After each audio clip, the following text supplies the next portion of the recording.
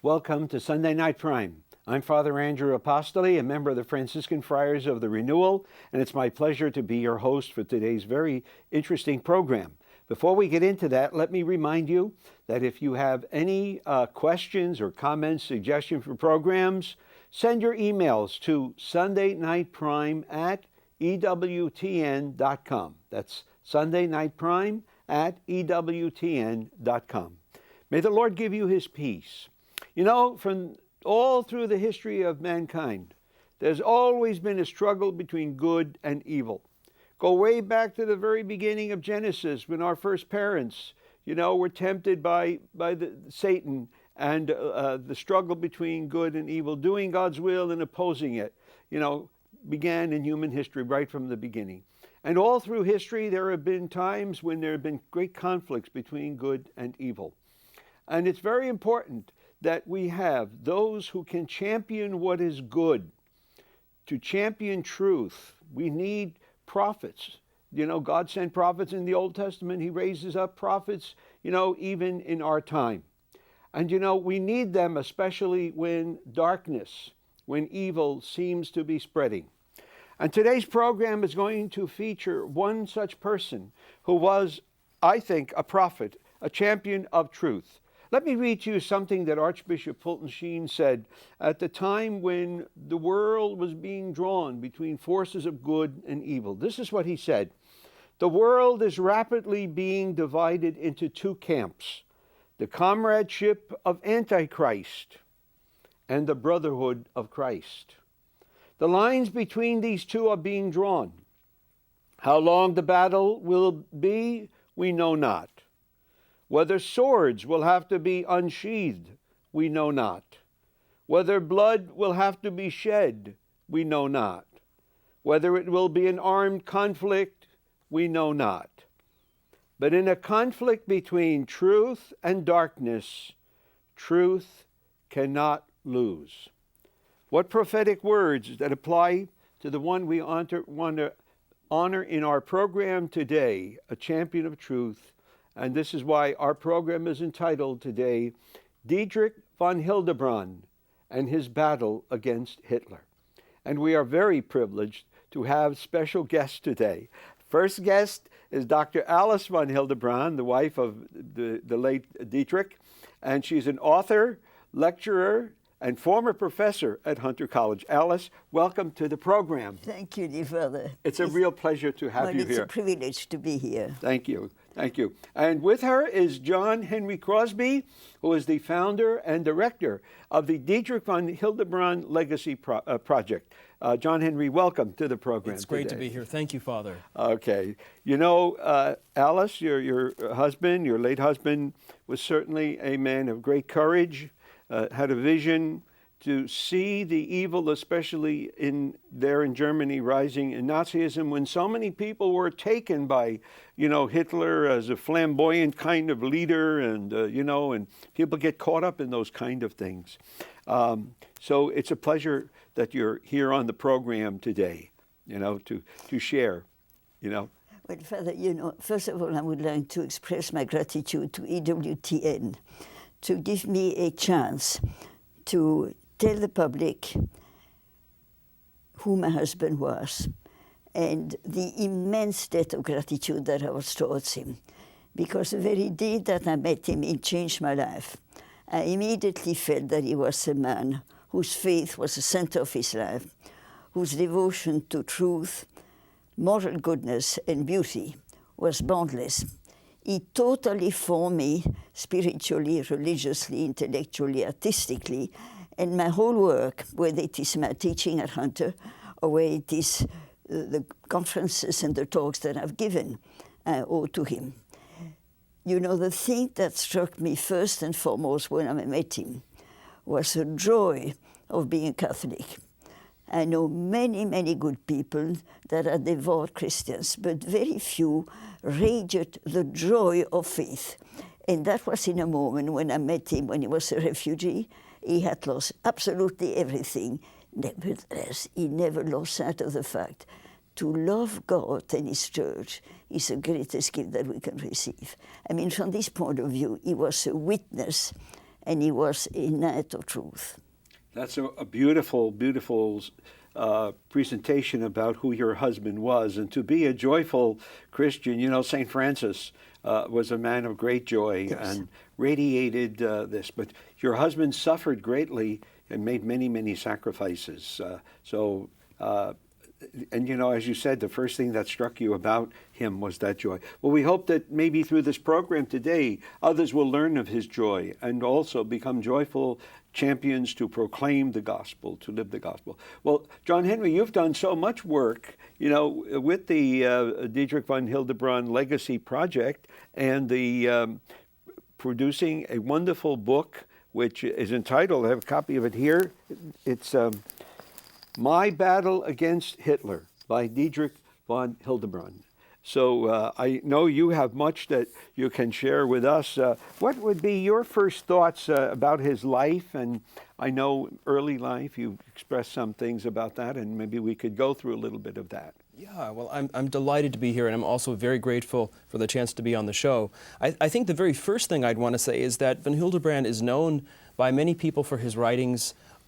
Transformation in Christ is a great classic. Yes. His writings on marriage have meant a great deal to many people. But his fight against Hitler is perhaps known about, but not known in much detail. And the reason for that is because he never himself called any attention to it, and it is entirely thanks to his wife Alice that we have this extraordinary memoir that he wrote, 5,000 handwritten pages, which she's called the longest love letter ever written. And in this memoir, we have a fascinating, the years of the Nazi period are documented with extraordinary detail. It's a wonderfully personal account of his fight against Hitler. And so we have it really thanks to Hildebrand himself, but he had the modesty really not to trumpet it, and it was drawn out of him by his wife. And so we owe so much to his wife. And what I'd want to say simply is that though so little is known of this fight against Hitler, his voice at the time was heard. We found in the process of publishing part of these memoirs in this new book, a memo apparently signed by J. Edgar Hoover of the FBI, in which he describes von Hildebrand as a famous foe of Nazism and the editor of the most violently anti-Nazi newspaper in Austria. So you have his reputation crossing the Atlantic and being heard here. Hitler himself was outraged by Hildebrand's work in Vienna. And so it's simply my joy that through this book, the world will finally meet one of the great moral heroes of the 20th century. And a moral hero, above all, in whose footsteps perhaps we can't imitate him entirely given his greatness, but we can certainly follow his lead. Right. He gives you, he really challenges you to be courageous, you know, to stand up for your faith. And even Jesus, right, in the gospel, you know, if you acknowledge me before men, I will acknowledge you before my Father in heaven. Boy, that's a great thing, and we need that today. We're in a situation where a lot of political correctness has made Catholics timid to stand up for their faith, to express what they believe. But we can certainly learn from an example like Dietrich. I know in the beginning his family was not very religious, was it, in the very beginning? It was not anti-religion, but religion played absolutely no role in their lives. Their God was beauty. Beauty. My father-in-law was a very talented artist, and for them beauty and ugliness was sin. That is how they related to it. No, when you speak, you mention courage. One of the things which is very important is to indicate that there are two very different types of courage. One of them is physical courage, and we don't lack it in our society. If you take young people taking all sorts of risks and doing crazy things and ascending mountains and flying planes that was not the type of courage that he possessed. Right. He considered life to be something so precious and such a gift that I would not risk it. But I speak of moral courage. Moral. And that is the question of standing out when God and His truth is being attacked, even though you know that it can lead to persecution, suffering, and death. No, I had met very many outstanding Catholics when I came to the United States. My background was very Catholic. I live in a country that used to be Catholic, but it was the first time in my life that I met a hero. Wow, that is a great thing, huh? You know, so you were in Belgium, right? Was that your native? Yes, I was born and raised in Belgium. In yes. Belgium, okay.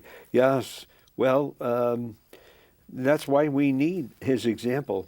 It inspires us to have that moral courage that you mentioned. And Father, today it's more needed than ever, because unfortunately, evil is being spread in such a subtle fashion that many people don't realize that it's evil. You know, you need two things: the courage to see and the courage to fight. No, because he had an extraordinary mind. I mean, already as a child, it was a mind that was truth-directed, almost instinctively. You know, I recall when he was 13, he had a fight with his elder sister, who was 27, trying to convince him that everything was relative.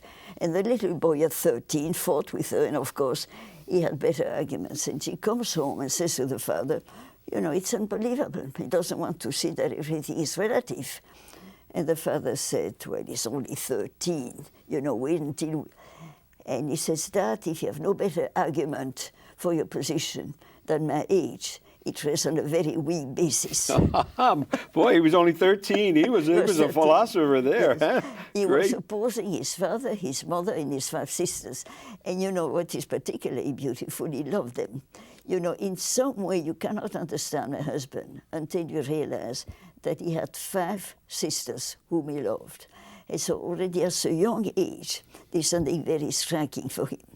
His understanding for the beauty of femininity and the role that women play in the role. Well, very, very important. That's for sure. Yeah, but so he really came to conversion then on his own. No, God's grace, Father. God's grace, yes. God's but grace. You know, because his background was definitely not so, but he had God's grace. He always had a high respect for religion. For example, he would go to a church, and his sister would take to a church and look at the beauty of that statue and that statue, and then he would genuflect in front of it. And she says, you fool, why are you doing that? And he continued to do it. He was only 8. You know, just to show to you, he was very much standing on his own feet. That was God's grace. But the moment of conversion came when his friend Max Scheler said to him, you know, Catholic Church is a true church. And he had lived in Italy some 12 years, you know, among Italian people, but he had never met truly living Catholics. And he said, the Catholic Church has truth? What do you mean? And Scheler says, yes, she produces saints. Don't forget, lived in Italy for a saint. What is a saint? Never heard about it before. It's amazing. And Scheler sketched the life of St. Francis of Assisi and said to my husband, you should read his life. He read his life. He was on the way to conversion. St. Francis, he says, a church that can produce such a gem of holiness, sweetness, humility, generosity, kindness, purity, that is a true church. And he followed. And the moment he became a Roman Catholic until his death, he never missed Holy Mass in the morning. It's amazing, isn't it? Wow, what a conversion. Well, he was on fire with love. He was the good soil where the seed bore fruit 100-fold. He was 100-fold in that response. Kind of reminds me, I know you mentioned prior to the show, we talked about how he attended the same college or university where later Edith Stein was. Edith Stein, you see, Edith Stein and my husband were born on the same day, wow. But he was 2 years older. And he stayed in Göttingen only for 2 years. Yes. And she came to Göttingen after he left. But nevertheless, he has built quite a reputation as someone who was an ardent defender of truth. And so in her autobiography, she mentions him by name as one of the leading, most brilliant things. Unfortunately, they never met except at the burial of their beloved teacher, Rudolf Reinach, who played much more of a role than Husserl in the formation of my husband. And unfortunately, she was North German. and my husband was Italian in temperament. She was very reserved, and I mean, somehow no contact developed, which is very, very sad, and it's a source of grief to me to this very day. Okay. Alice, we're going to have to take a break now. We've come to our first break in the program. Please don't go away. We've got so much more wonderful things to share with you. We'll be right back.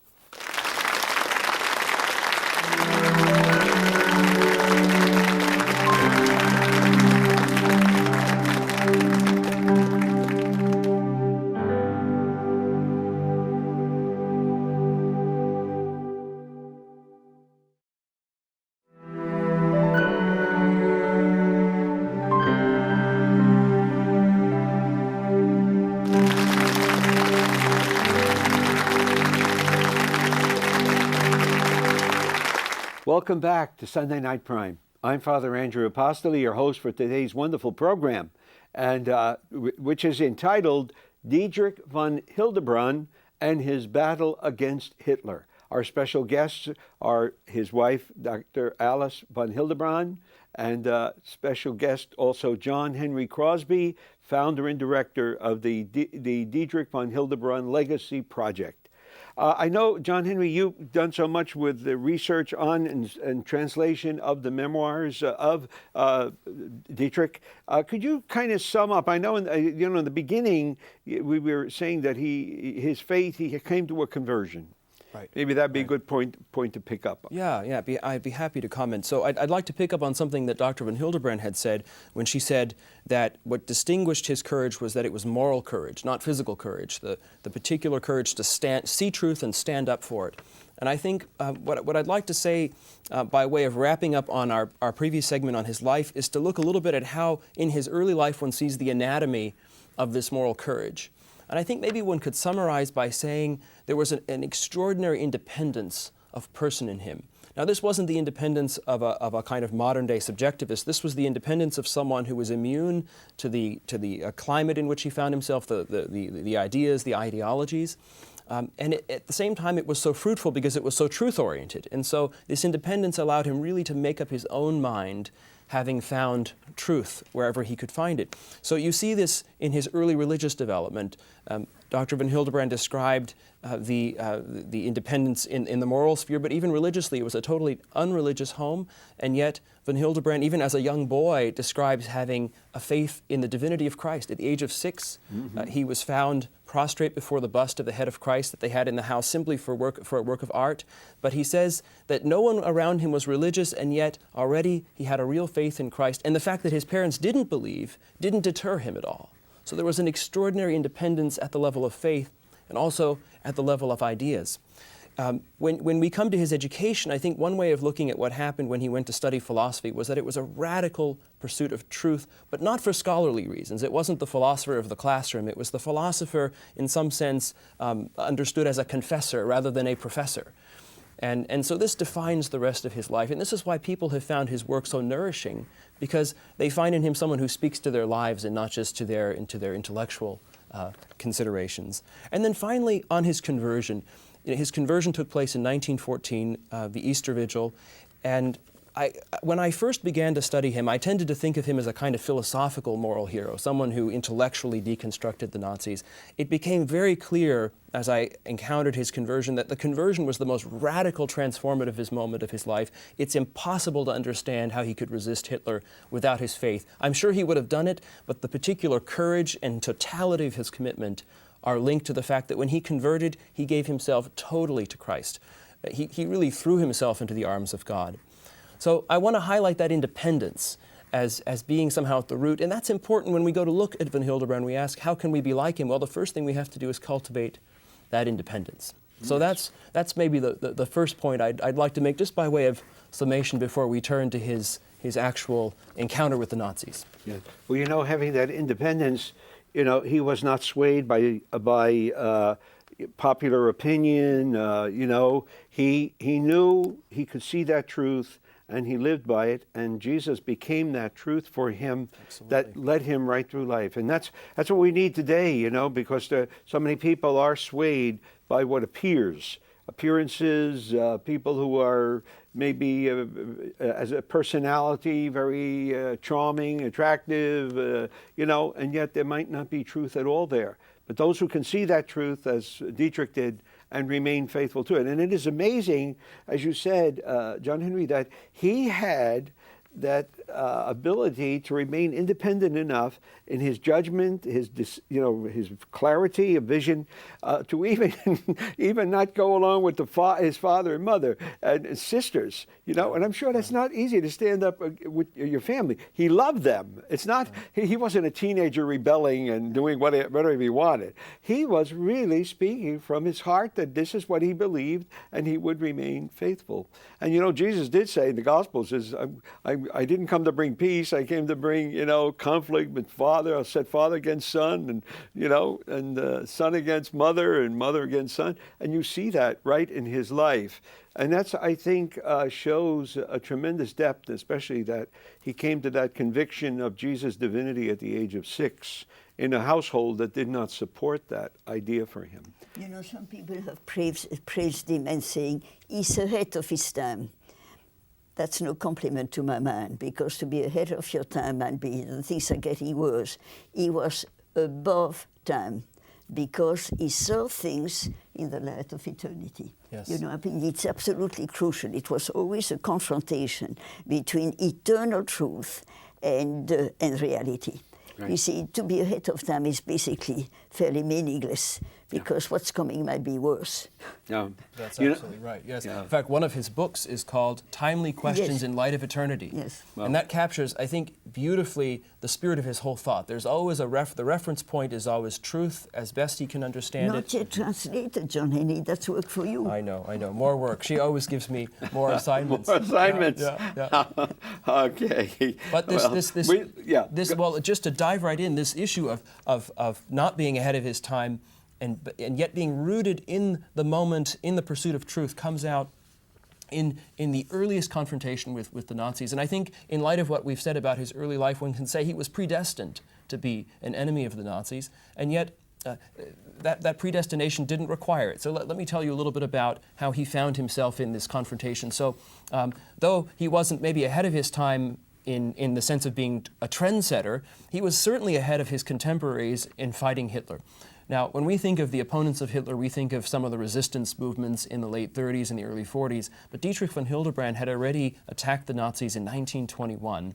He was at a peace conference in Paris, and he attacked, he was actually asked about he was sort of provoked into trying to attribute the guilt for World War I, and someone said, well, really, you have to admit that the Germans started the war. And he said, well, I don't know the sources, I can't answer this question, but I'd have no hesitation in admitting it if it was true. And then someone says, but what do you think about the invasion by Germany of Belgium, which was neutral? And he said, that was an atrocious crime. And it's very interesting. To us, that may seem like a kind of political statement or a statement that would have been controversial only to Germans at the time. But the reason the Nazis took note of it is because it attacked one of their core tenets, which was nationalism. And that was, as Hildebrand would say in one of his essays, nationalism was a kind of inflated self-love. And so to attack Germany, not even to attack Germany, to criticize the German act in invading a neutral country was viewed as treason. So when he came back, he discovered he'd set off a firestorm in the German press. His wife had been receiving threats on the phone. And there was an article that wrote, a libelous article that said, Dietrich von Hildebrand blames Germany for World War I. And so it's intriguing to discover that the attack on the Nazis wasn't by name. He didn't say the Nazi Party, which was very nascent at the time, was evil. He attacked one of their tenants, and they picked him as one of their enemies. So the result was that he was blacklisted. In 1923, Hitler came to power briefly in this so-called beer hall putsch. He tried to take Munich, and then he wanted to march on Berlin. And in the 48 hours that this took place, and von Hildebrand was forced to flee for his life because Hitler established a people's tribunal and basically was assassinating or killing all of his opponents. So if you were tried, and you could either be spoken innocent, or if you were convicted, you were killed within the hour. So von Hildebrand had to flee to a neighboring country. But I want to emphasize not only the drama of this, but again the earliness of this. I mean, this was at a moment when many people thought Hitler wasn't serious. He wasn't a movement to be reckoned with in 1923. and yet von Hildebrand saw in him what he was. So again, this seeing, this courage to see, this theme that we're talking about here, we see already so early on. See, that's something that I would identify with a prophetic sense, because prophets always saw what was coming far their contemporaries. They couldn't. That's why many of their contemporaries wouldn't listen to them, because they couldn't see the same thing. Right. It was a reality they saw, but was out of the scope of their contemporaries. And that's why Jesus said the prophets are not without honor except in their own land, indeed, in their own. Well, Father, at this point, I would like to make a brief remark. Another thing that was so remarkable about him is that from the very beginning, I insist, very beginning, he saw that Nazism and communism were basically defending the same abominable philosophy. They're different titles. Because, you see, the tragedy is that some people became Nazis because they hated communism, and they became communists because they hated Nazism. And so it's very interesting. In 1939, there was a peace agreement between Hitler and Stalin. And he went on the radio and he said, "This is the hour of truth." Yes, indeed. It's a very interesting point that Dr. von Hildebrand raises. One of his essays is called False Fronts, and he wants to address this very issue that many people thought that the solution to the far right, the fascism, the National Socialism, was to become a communist and vice versa. And he says that they are twin evil ideologies. They share all the common hallmarks, and the only real front that they have is against the Christian West. So it's not Bolshevism versus Nazism. It was Bolshevism and Nazism against the Christian West. So this is an extremely astute point, and this is something that in a way set him into, this was one of the sources of the challenges that he faced at the time, because he was often, one couldn't classify him. People thought he was a communist because he was such a critic of the Nazis. That's interesting. Yes, very, very much so, yeah. I mean, once again, his clearness of vision, because he saw things in the light of eternity. Exactly, exactly. Yeah, there's something almost apolitical about him in the sense that he didn't see things in terms of parties and labels and associations, but always in question in terms of the standards of truth. Yeah. I know he especially was taken back by the Nazi anti-Semitism.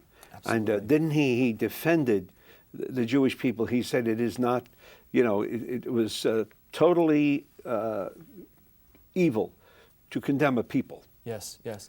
Well, I think what we have to tell our viewers here is that when we speak of anti-Semitism today, we think of the Holocaust, we think of the final solution. But what people need to know, I think many people do know, is that there was a kind of cultural anti-Semitism that existed throughout Europe. It was alive and well in Germany and Austria. And these weren't people who wanted to gas the Jews. These were people who wanted to discriminate against the Jews because they saw them as a negative presence in the culture. They were the source of liberal ideas. They were, of course, very successful, and there was an element of greed. So there were all sorts of reasons why they were also the source. They were the Hollywood of the day. Much of entertainment and art came from the Jewish world, and that was viewed as very suspect. So there was often a great deal of hostility and anti-Semitism, even in Catholic circles. So von Hildebrand distinguishes himself as having been a rare Catholic who had a kind of total immunity to the anti-Semitism of the day. And I think that's an achievement. In fact, I've heard various historians comment on the fact that it's just stunning that he was so free of it. For example, there were many anti-Nazis who were also anti-Semites at the time, people who didn't like Hitler, but who were very much anti-Semitic. And von Hildebrand made a very astute point. He said, in 1941, he wrote an essay, and he said, he says, we have to guard against anti-Semitism. He says, anti-Semitism was the forerunner of National Socialism in many countries. Why? The reason is because it weakened the moral resolve to resisting Nazism. So sympathy for anti-Semitism in Austria, in Hungary, in Czechoslovakia reduced, it closed them off to one of the worst aspects of National Socialism. So very interesting. So I think that's maybe a general point, but also specifically von Hildebrand, he didn't just oppose it intellectually, he also opposed it, you might say, in his own being.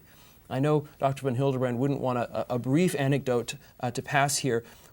When von Hildebrand left Munich, and this is something we haven't really talked about, but he left because when Hitler came to power in 1933, because he felt as a philosopher and a Catholic, he wouldn't retain his integrity if he couldn't speak out, but to speak out would be to end in the concentration camp. So he left Munich, he went to Vienna, and in fact, he went first to his family home in Florence. He ended up in Vienna. We'll talk about that in a minute. But he was sent a questionnaire in 1933 by the University of Munich, and this was under the Nazi race laws. And the questionnaire simply asked, "Are you Aryan or non-Aryan?" And he had a paternal Jewish grandmother, born Jewish but raised non-Jew, a Protestant. And according to the Nazi race laws, if you were a quarter Jew and that Jewish ancestor had not practiced Judaism, you were considered Aryan by their standards. And so the question on the questionnaire was, are you Aryan or non-Aryan? And he wrote in big bold letters to the question was, are you Aryan? Nein, no. And this was an open assault on the anti-Semitism of the Nazi Party. Right. And within a few months, he was dismissed from his position, and this led to the, you might say, to his being, his citizenship was later denied in Germany. So the anti-Semitism is at the core of his anti-Nazism. Right, right. He had a love and a recognition for the dignity of all people. And That's right. I remember he said that we cannot condemn a whole people like that. We may condemn an individual for what they do. I remember reading something Father, like that. Yes. Can I say, number one, it is absolutely conceivable for a ardent, committed Catholic to be opposed to the Jews. Right. Because Christ was Jewish. Yeah. And therefore, inevitably, you have a respect for a race that has given birth to so. And then number two, and this is how we're going to end this segment, my husband, ever since he was young, was allergic to stupidity. A real allergy to stupidity. We need more of that. Well, look, allergy. he simply says that racism is such concentrated stupidity. To judge people according to their race is stupidity. He was allergic to it. But let me add one thing to this, and to show you the kind of stupidity he faced. Anecdotally, there was a newspaper editor who was confronted by someone who said, "Well, after all, Jesus was Jewish," and he said in a sort of dismissive tone, "But I beg your pardon, only half Jewish." So that was the kind of nonsense that had a kind of cultural status there. Yeah. No, it's very, very sad when they get it. One time, just to add a little anecdote, someone asked Padre Pio, what was worse, Nazism or communism? And he said Nazism, because communism, he said, was based on materialism. He said Nazism is based on racism, and racism is always more evil than materialism. It's a very interesting insight. Well, we have to take our break now. Please don't go away. We've got a lot more very interesting things that are going to be coming up. We'll be right back.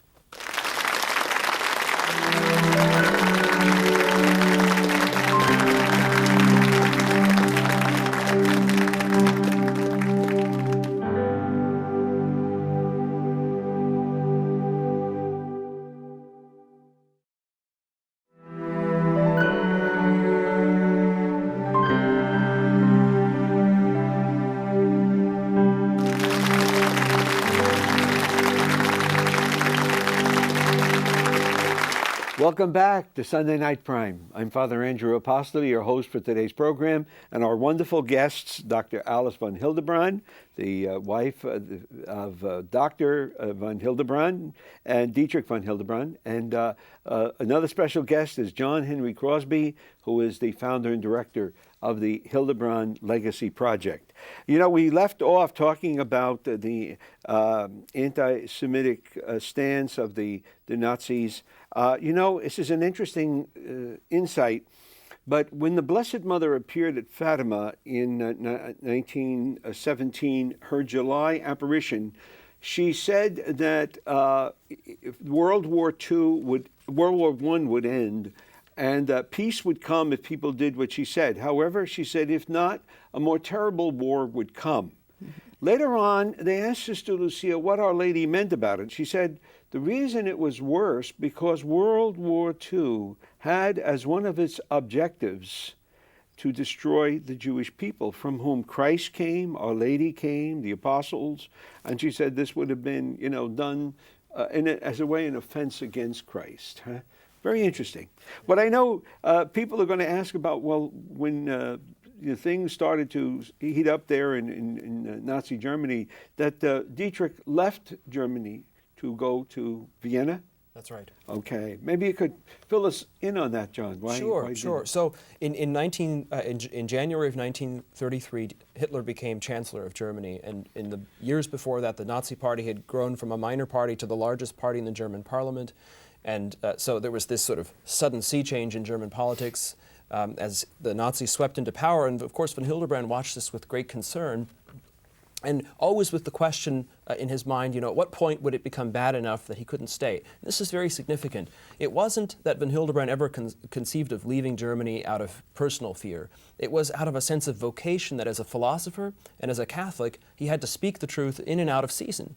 So he realized when Hitler came to power, and then when he saw the first fruits of the Nazi regime in full power, that it would be impossible to stay in Germany and not compromise himself, because the only option was either to speak out and end in the concentration camp or to remain silent, and he felt that that would lead him into some kind of compromise. So he, in March of 1933, finally came to the conclusion that he had to leave Germany. Now, he didn't know where he was going in the long run. He simply knew he wanted to serve in the battle against National Socialism. So it was a complete act of faith, and I think one can't express enough what a fateful decision this was in the deepest sense of that term. I mean, it was fateful in the sense that it would have incredible consequences. It was also fateful because it was an act of throwing himself into the arms of God, believing that God would show him the next step as he gave himself over to his vocation. So to make a very long story short, he went to his home, the home of his birth, to Florence, and discerned his future. And he took note of the young Austrian Chancellor, Engelbert Dollfuss, who was at the time the only European head of state who was really vocally opposed to the Nazi Party and to National Socialism. And so he conceived of the idea of offering himself to Dollfuss as an intellectual officer in the battle against National Socialism. He knew that he wasn't going to fight in the resistance or enter into other attempts to dispel National Socialism, but he knew that as a philosopher he could do something unique. So Dollfuss, after everything is a wonderful story, and I can only say to our readers, read the book. You'll hear it in von Hildebrand's own voice. The struggle even to have a first meeting with Dollfuss was dramatic and required faith and persistence. But Dollfuss agreed to sponsor the paper. And so in December of 1933, the first issue came out, was published in Vienna. And von Hildebrand wrote a kind of mission statement there, and he said something very significant. He said that the goal of this paper is to represent the great classical conceptions of truth and justice and freedom and dignity in this era of confusion. And that's what he did in this journal. For the next 4.5 years, until March of 1938, there was an almost weekly publication of the paper. Von Hildebrand wrote 67 articles, and he gathered the whole intellectual resistance into this paper, and they published with him. And very quickly this became, though it was a high-level journal, it was a kind of First Things magazine of its day, it was taken note of. Bishops read it, priests read it, leading figures in society read it, and guess what? The Nazis read it as well. And increasingly there were demands from Hitler and from the Nazi government to suppress the paper. So von Hildebrand very quickly became not only a truth teller, but a truth teller who was heard and who was considered a great obstacle. In fact, the Nazi ambassador to Austria said that Dietrich von Hildebrand is the worst obstacle to National Socialism in Austria. So he really had a tremendous impact. That's right, boy. That's some statement. When your enemies call you, recognize your force. That's quite an acknowledgement, isn't it? Huh? Well, he was honored by it. Yes. For him, this was nothing. This wasn't a black mark on his resume. This was a feather in his cap. Imagine if they had said he's our greatest champion. The Nazis. He would have felt, well, what did I say? I said something wrong for them Absolutely. to interpret that. Well, that's a great thing. I mean, it shows the heroism of Dietrich. Well, the heroism comes out in not only in the openness of his opposition, but we should tell our viewers that the entire time that he spent in Vienna, particularly as he became more prominent, he lived in constant danger of assassination, because the Nazis, though they were still across the border politically, had the Nazi Party existed in Austria and exerted a certain amount of terrorism. In fact, they would later murder this Austrian chancellor who had supported Hildebrand. When Dollfuss was murdered, the paper was suddenly no longer supported. It threw it into a kind of financial tailspin, but he continued believing that God would bless him. But I think we just have to say, for the purposes of all of this, that he lived, the 4.5 years spent in Vienna were absolutely on the providence of God. the only way he was able to carry on was because people helped him, people stepped in to support him. Yeah. Then finally, as we get to late 1937 and early 1938, it became increasingly clear that Hitler wasn't going to honor the independence of Austria, which was so crucial. And in March of 1938, Hitler, in fact, would invade Austria in the so-called Anschluss and take it. Of course, there was a good deal of popular support for that, and von Hildebrand knew that the moment this came, he would have to flee. Now, there was a little thing that had been set up with his friends who lived in Salzburg, which was closer to the German border. The idea was they would warn him the moment they saw any military action, troops crossing the border, and they would call and they would say, if Anna wants to see her grandmother, she must leave immediately.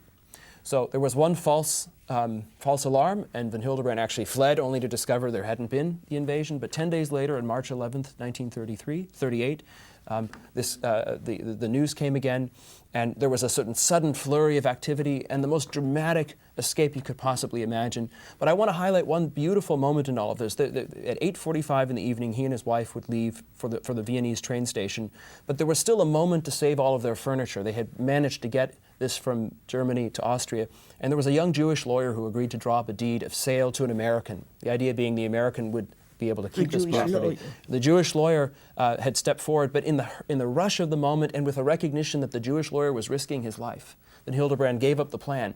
It's so important to see in that a kind of indefatigable generosity of spirit, even at a moment like this. He was other-centered when his own life was in danger. The escape simply has to be read in this book because it is full of close calls. All I can say is that he got out on the last train from Vienna. He went to Czechoslovakia. And then the flight that took him across Europe over the next several years was, you might say, the flight that resulted from the fact that the terrible Nazi presence in Europe expanded. So he went to Switzerland and then to France, and then Hitler invaded France. And this, of course, put him in mortal danger. And the escape out of France is simply one experience of Christian charity and divine providence after the other. Just an extraordinary story. Maybe I give it to you briefly to tell our viewers the beautiful story or the beautiful thing that he said to you when you asked him about what it was like to live in this great danger. When first I met him, of course, I knew nothing about it, and I found out more and more. I mean, his heroism. I found out also pictures of his house in Munich, and I got to know him quite well. And one day I said to him, "Wasn't it terribly hard for you to go from these beautiful mansions, these beautiful backgrounds, and then land in the slums of New York?" And he looked at me in total astonishment, and he says, "For nothing in the world would have lost the privilege of tasting the sweetness of Christian charity, because for months he lived exclusively on charity. You know, first in Switzerland and then in France, that people were so kind and so on." He says, "To taste the sweetness of Christian charity." Well, that is, especially from someone who he was born into a family where he was very comfortable, right? We're not Catholic, Father. High Catholic culture. Or European culture. European culture, yeah. But absolutely, he could live like St. Paul in riches and in poverty with equal peace. Yeah, Well, right. and St. Paul, St. Paul says, this was because you brought him in a palace, he was perfectly at ease, but then, in the slums of New York, of Toulouse, there was no toilet. Oh, boy. There was no toilet. You had to go outside and do the best of it. Yeah. Wow. It seems we should maybe tell our viewers a little bit about what he said in his newspaper, because because it's one thing to say that he opposed evil and he defended truth against relativism, but there's so much moral wisdom in the paper. So why don't we talk about a few of the themes? Themes, sure. There's one essay that I would encourage everyone to read, one of the finest essays that he wrote in his newspaper, called "The Danger of Becoming Morally Blunted." And this is a very rich essay because he addresses it to Catholics who are growing weary under the Nazi rule. Even Catholics who are inwardly opposed to National Socialism, there's a kind of sort of exhaustion that sets in.